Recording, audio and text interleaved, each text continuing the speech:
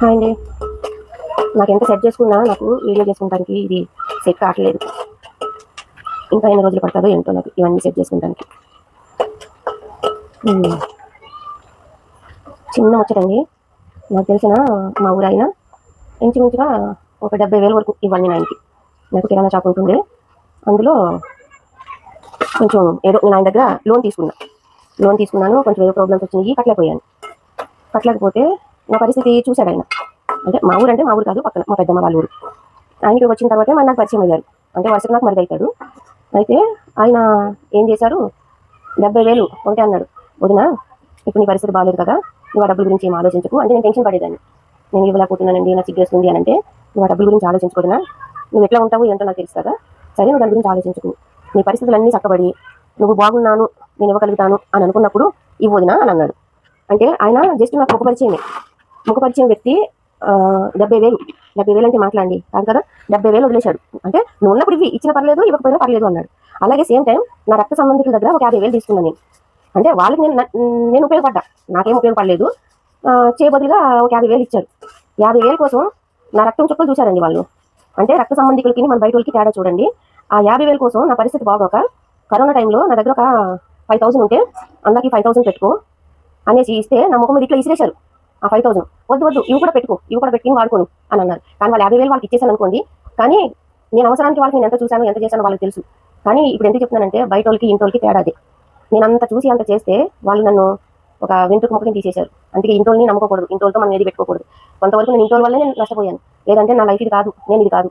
ఈ రోజు నేను ఉన్న పరిస్థితికి, నేను చేసేదానికి, నేను ఉండే డిప్రెషన్కి ఇది కాదు నేను.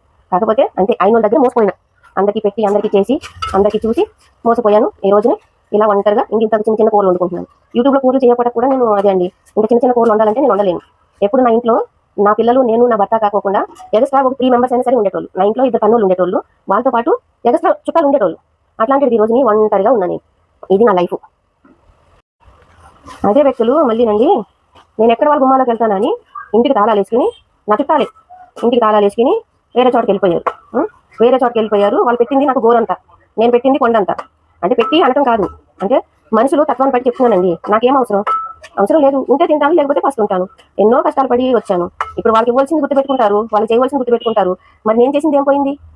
నా శరీరాన్ని పాడు చేసుకున్నా, నా డబ్బును పాడు చేసుకున్నా, అన్ని నాశనం చేసుకున్నాను వీళ్ళందరి కోసం. ఇప్పుడు ఎవరెవరైతే నాకు, నా బంధువులు కానీ, నా స్నేహితులు కానీ, నన్ను ఉపయోగించుకున్న వాళ్ళు కానీ, ఎవరైనా కానీ, ఇప్పుడు వాళ్ళు ఇచ్చిన రూపాయి గుర్తుంటుంది, నేను ఇచ్చింది గుర్తుండదు, నేను చేసింది గుర్తుండదు.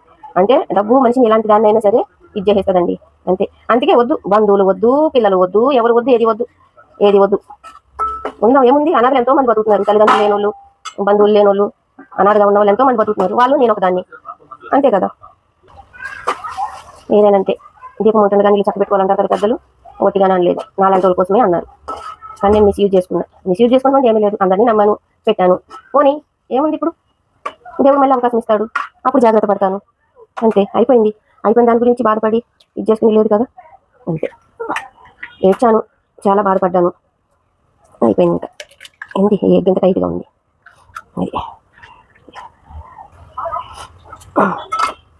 పరిస్థితులు ఎప్పుడొకలాగానే ఉండవు కదా, మారుతూ ఉంటాయి అంతే. కానీ ఎవరిని వాళ్ళకి ఇచ్చేస్తాము, వాళ్ళు అన్న మాటలేవి తిరిగి తీసుకోరు, మనకి ఇచ్చారు అనేది ఉండిపోతుంది అంతే.